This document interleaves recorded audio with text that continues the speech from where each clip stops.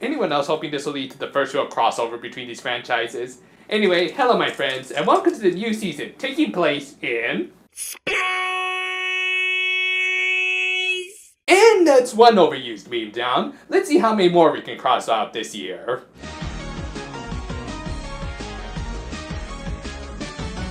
The season opened with the introduction of our new main heroine, Hikaru Hoshina, and we immediately became privy to her fascination with astrology, with her looking through her telescope and sketching down her own original constellations. Hikaru, I only took Astronomy 101, but even I can tell you that constellations aren't drawn with that much detail. Due to the Earth's rotation, most stars from our planet's point of view will shift position throughout the night. You're not going to find that constellation tomorrow night, not unless the constellation itself comes to life, and you know where this is going. That's right, our superpowered fairy baby of the season had arrived. Yeah, when I hear her scream, all I can hear is Hanako. Try and get that out of your head. Thus, we got our requisite fairy headbutt to open the new season, and the opening played. And I'll say right now, this OP automatically scores points for me by including the monkey. What can I say? I love the classics. Nah, but seriously, this is a fantastic opening. Rie Kitagawa once again proves her worth as probably one of the best singers of the current generation of Precure shows. We also got some really nice visuals, including some timeless references. Probably the best part of it all were the little vignettes that included each of the main heroines, giving us a good idea of their general personalities, as well as fighting styles. Yeah, rest assured, CQC is not going anywhere. We also got a quick preview of the 12-star color pans, and hi there, Future 6 Ranger! Seriously, they're not even trying at this point, are they? Anyway, all in all, good stuff. Back to our anime in progress, Hikaru gave the standard reaction to being a little furball who came out of her drawings, at least by Precure standards. And the mysterious fairy, wanting to show her a good time, opened a wormhole in the girl's room. I have to blow everything up, Morty. Oh my god, you're gonna blow everything up! It's Why? a promo commercial. No! I gotta blow it up before it makes a bad first impression. It took her to a galaxy that even Rosalina would call gaudy, and while in her new type form, Hikaru passed by many oddly shaped planets, including the dark matter infected Ripple Star from Kirby 64? Either that or the anti-spirals took over.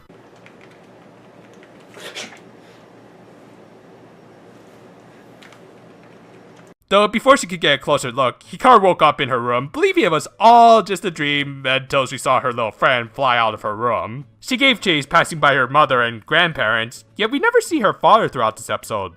Curious. Anyway, the main takeaway from all of this was that her grandfather was a grumpy old traditionalist, who I'm willing to bet will play into this show a little more somehow. While in the middle of her search for the fairy, Hikaru met with some Santa Claus looking dude who, judging by that apron, I'm guessing is a fan of Rainbow Bright. Hopefully he never stumbles upon the new reboot comic.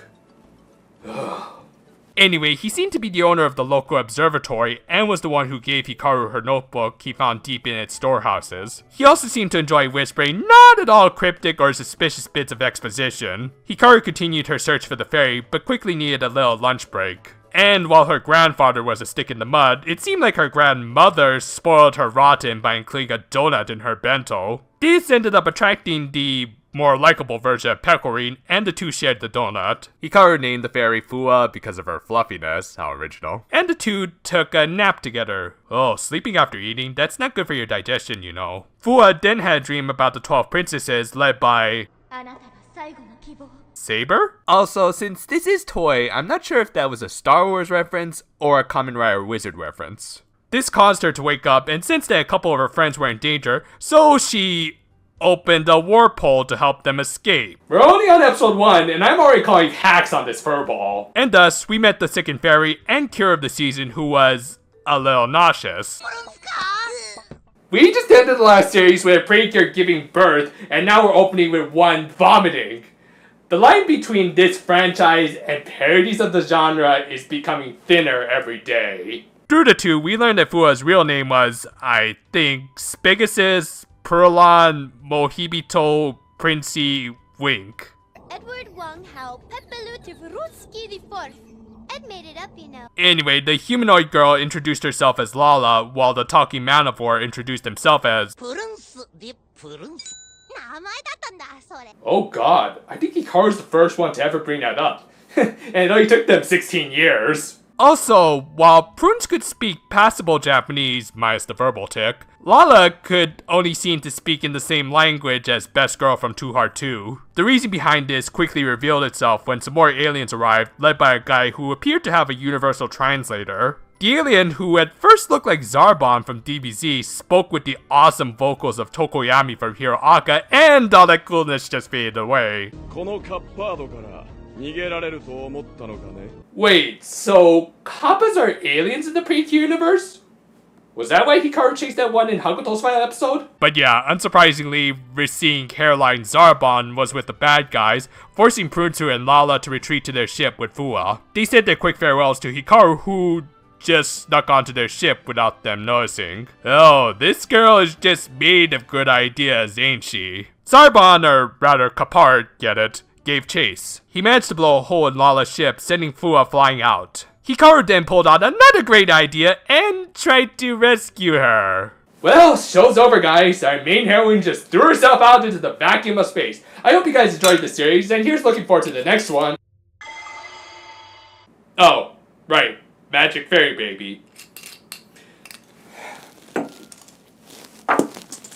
Okay, let's continue. Thanks to her recklessness in trying to protect Fua, Hikaru was granted a new power. Hey, Kotoa just called. She wants her book back. But yeah, transformation time with Hikaru singing her own theme? That's weird. I thought the next season of Symphogear was being delayed. Alright, as cheesy as this singing transformation sequence is, it is well done and very flashy.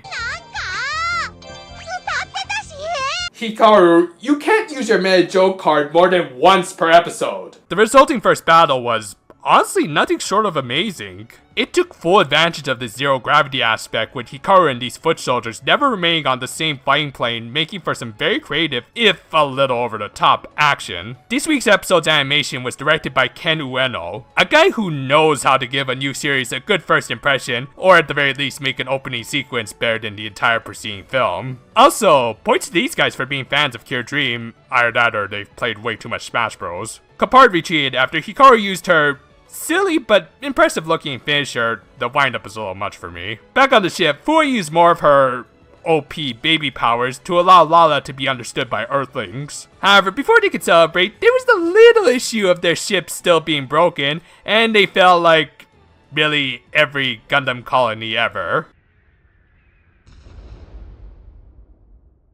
Okay, now can I break out the rum? Oh wait, there's the next episode preview. Another day, I guess. Anyway, all jokes aside, this was a solid start to the new season. While fairly briskly paced, this first episode got a lot of things across. We saw Hikaru's home life, Fua's past, and her connection to the 12 princesses, and hinting at the owner of the observatory serving a bigger role later. It's all solid groundwork, and I'm very interested in seeing where it all goes. The comedy, while relying a little too much on meta humor, I meant what I said once per episode, was also quite good overall, with Prunce already becoming my favorite fairy or alien of the season thanks to his sharp tongue. And I already went over how great the action scene of this episode was, and I pray, even if the animation quality drops, which it will, they can't afford Ueno for every episode. I do really hope we get to see more of these zero-G fights. They could get so creative with them. That said, the one thing I'm not totally sold on just yet is unfortunately our main heroine, Hikaru. While I'm willing to suspend my disbelief about her surviving in the vacuum of space before reaching Fua, I do think it was very reckless of her to do it in the first place, same with sneaking onto Lala's ship. It doesn't really paint her as a brave leader as I think they were going for, but rather impulsive and in over her head. Not helped by the fact that we haven't really gotten to know her yet. Now granted, I am grasping at straws as this is the first episode, so it's probably not fair to judge her just yet. Heck, she played against a baby for most of the episode, who she can't really have intelligent conversations with. Hopefully, some interactions with Lala in the next episode will flesh her out and prevent her from just being a catchphrase. On a side note, it looks like every episode is going to end with horoscopes. I kind of like this idea, mostly because my sign was included in this first episode. Now let's see, it says here my lucky item is a kid's meal. Oh sure, you tell me that after the McD's closest to my place closed down. Thanks a lot, guys. Nah, but seriously, this season is off to a good start with some impressive visuals and music. I like the OP more than the ED, and I just hope they can keep it going. Now that I've seen the first episode of this series, I think I'm gonna start work on my Hug to overview this week. And in case you're wondering, I've been working on the second part of my Doki Doki review for the past week, while also scrubbing down my hard drives for any possible viruses. Anyway, look forward to all of that, and until then, though, farewell for now, my friends, and... Ooh, it's halftime. I wonder who's performing this year. I think I'll go work on my videos.